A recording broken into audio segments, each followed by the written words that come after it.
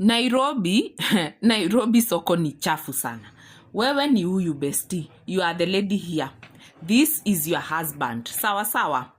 And this is your husband. Sindio, huyu ni benten wako. Sawa sawa. Benten wako akona kadem kake. Sawa sawa.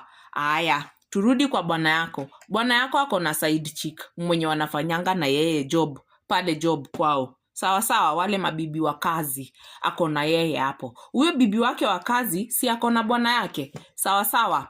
Aya, turudi hii side yako. Tumesema benten wako akona kadem kake. Aka kadem kake kakona sponsor. Sawa sawa. Huyu sponsor akona bibi. Turudi tena hii side ingine ya bwana yako. Tumesema huyu ni bwana yako, huyu ni side chick, huyu ni bwana yako, huyu ni side chick wake, sawa, wa kazi. Na huyu side chick wake akona bwana yake.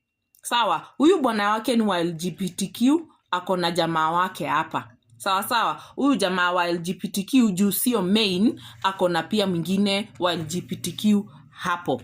And the cycle goes on and on and on and on. Hapa Nairobi watu wanatrustiana sana, hawatumii CD, sindio? Hawatumii raba, sindio? And then you wonder, kwa nini high percentage ya hii kitu inasonga sana? This is only the list that you can see. There are so many back here. Wewe bado uko na yule ex wako hamjawahi achana, bado huyo unapatana na yeye. Aya, your husband anakula yule msichana wako hapo wa kazi, si ndio? Huyo pia ako na mwingine hapo kando. Aya, hapa huyu sini yule side chick wake wa hapo job kwao.